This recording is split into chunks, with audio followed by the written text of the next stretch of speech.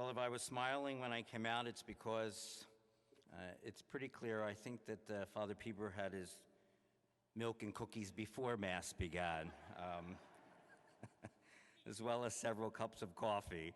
And if I'm nervous, it's because my homiletics preaching professor is sitting over there, so you can't win for losing.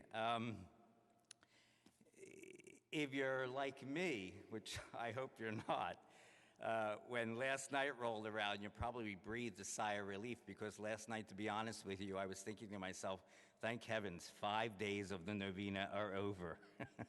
There's only 4 to go. It's the way I feel on Wednesdays of school week, you know, when more of the week is behind you. But there is a sense in which not only are we over the hump, but we sort of turn a corner in the Hail Mary today. That portion of the Hail Mary that we've been meditating on thus far has, for the most part, with the exception of the interjection of the name Mary after Hail and Jesus after womb, it all comes from the sacred scriptures. But the second half of the Hail Mary, where we begin with Holy Mary, Mother of God, that basically comes out of the heart, if you will, of the Church's tradition. And frankly, that part of the Hail Mary probably was generated somewhere between the 13th century and the year 1568, to be rather precise about it. But the little phrase that we're considering today is simply this phrase, Holy Mary. Back at the university, this semester I'm teaching this course entitled Theology in Literature. As an undergraduate, I was actually an English literature major, and you may have noticed along the way that every once in a while I delve into poetry or something else. And in that particular class, before I came down here for the Novena, we finished up it's an American woman, Catholic Southern writer by the name of Flannery O'Connor. She lived from 1925 to 1964. She died at the age of 39 of lupus. So she did not really live to be that long. But she did generate a wonderful body of literature. And in class, at the end of the class, one of the students raised his hand and he asked what I thought was an excellent question. He said, "Father, has the Church ever considered canonizing her, making her a saint?" And I don't really have a good answer to that, but I did say to him, well, normally the Church doesn't really canonize literary figures, writers, although Thomas Aquinas certainly wrote a lot, but it wasn't by way of stories and novels. But in class, they had to read one of her stories, and it's a story entitled Revelation. And if you know anything about Flannery O'Connor, in her world, there are all kinds of, to put it rather simply, creepy and lopsided people. The world that she creates, her fictional world, is a world that, as one biographer puts it, is definitely off balance. And in this story that the students had to read, it's the story about a woman. Her name is Ruby Turpin, and her husband's name is Claude. And Ruby Turpin and Claude, they are good, God-fearing Bible people. But she suffers from a little problem. And the problem is she knows she's a good, God-fearing Bible person. And she's constantly sizing everyone else up. In the story, Claude hurts himself and they have to go to the doctors, and they're in the doctor's office. Now, in Flannery O'Connor, every detail counts. And so when they arrive at the doctor's office, they're sitting there, and dear old Ruby is looking around the room, sizing everyone up. She knows who the white trash are. She knows who the black trash are. She's got everybody figured out. There is a young woman, not much older than our Blessed Mother at the time of the Annunciation, sitting across the room from her, and the young woman's name happens to be Mary Grace. That should tell us something. Mary Grace. She's sitting there, she's reading a book.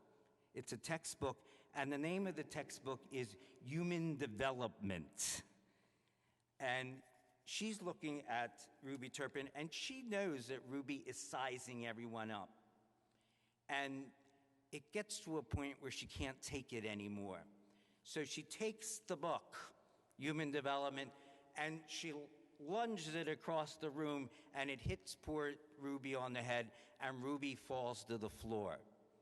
Now, Mary Grace is not satisfied with that. She gets up, lunges across the room herself, and she's now strangling Ruby, all right? They have to sedate poor old Mary Grace, all right? But before she's sedated, she gets a message out. She looks into Ruby's eyes, and Ruby looks into her eyes. And in a little phrase you may never have heard in church before, and may never hear in church again, she says to Ruby, "Go back to hell from where you came, you old warthog." Ruby is now very upset because she knows that God has just delivered a message to her. She goes home and she's upset for the rest of the day. And at the very end of the story, she's out in the pig parlor. She's tending the pigs. And she, like I said I do yesterday, she's giving God a piece of her mind. And she falls into a reverie, and she has this little vision. She sees this sort of ribbon, this ribbon road going up to heaven. And in her story, Flannery O'Connor says, this is what she sees. A visionary light settled in Ruby's eyes. She saw the streak as a vast swinging bridge extending upward from the earth through a field of living fire. Upon it, a vast horde of souls were tumbling toward heaven. There were whole companies of white trash, clean for the first time in their lives, and bands of blacks in white robes, and battalions of freaks and lunatics, shouting and clapping and leaping like frogs. And bringing up the end of the procession was a tribe of people whom she recognized at once as those who, like herself and Claude, had always had a little of everything and the given wit to use it right. She leaned forward to observe them closer. They were marching behind the others with great dignity, accountable as they had always been for good order and common sense and respectable behavior. They alone were singing on key, yet she could see by their shocked and altered faces that even their virtues were being burned away. I said to my students, does that remind you at all of anything that Jesus once said? And one of them raised his hand and correctly said, behold, the first will be last, and the last will be first. Even their virtues were being burned away. We refer to Mary as holy, Holy Mary, but it raises a question regarding what is it that makes one holy?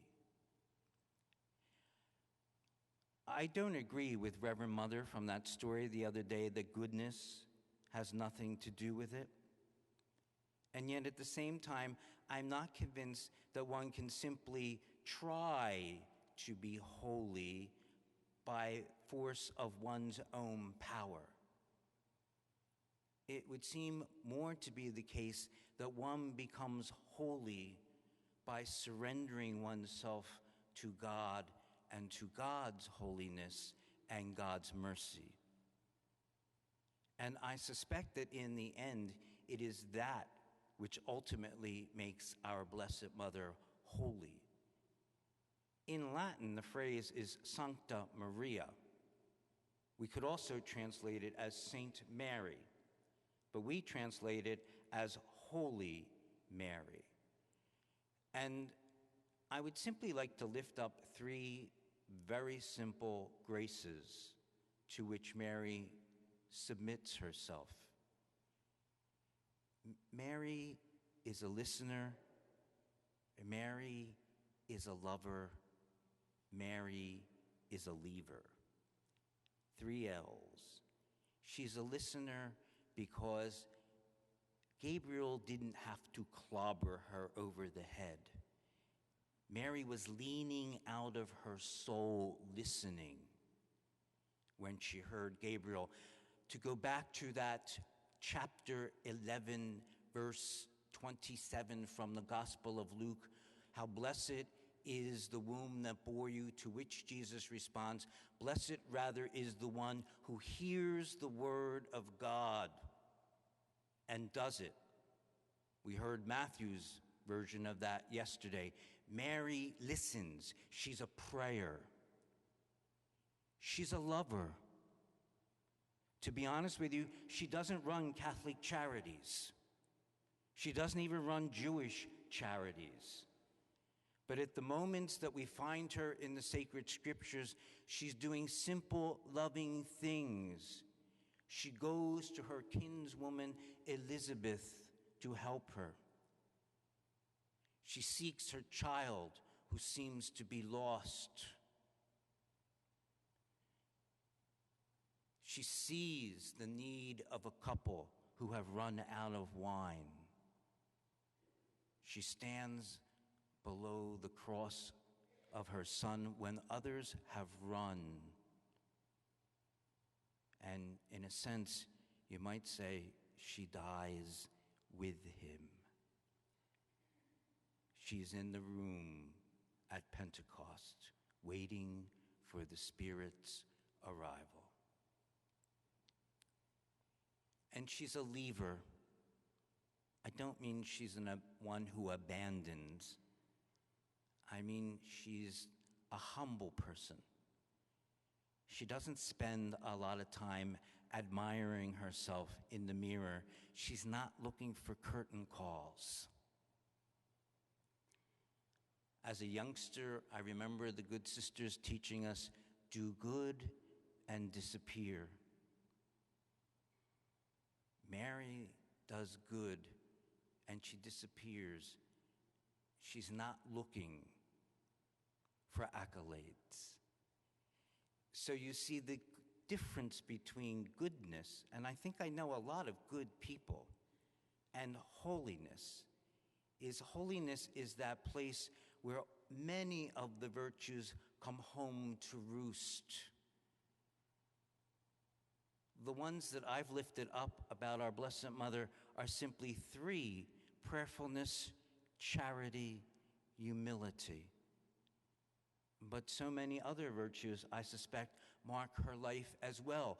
This morning at breakfast, it was myself, Father Shea, and Father Pieper. That's how I know Pieper had several cups of coffee, all right? But we were talking about that little boy in the carriage yesterday. And Father Shea mentioned, it's an interesting thing that they say that children who have special needs, Down syndrome children, that very often they're honest, they're loving, they're simple. When you are in their presence, you're in the presence of someone or someones who are holy. And sometimes their holiness and their simplicity even embarrasses us. The Protestant minister and writer Frederick Buechner, when he talks about the saints, he has a beautiful expression. he says that God, in his holy flirtation with the world, every once in a while drops a handkerchief. We call those handkerchiefs saints. And the idea is that God is like a woman who drops a handkerchief and you want to pick it up and give it back. Mary is the best of all of those handkerchiefs. For in seeing and honoring Mary's holiness, we see and honor God's holiness. Because she is Holy Mary.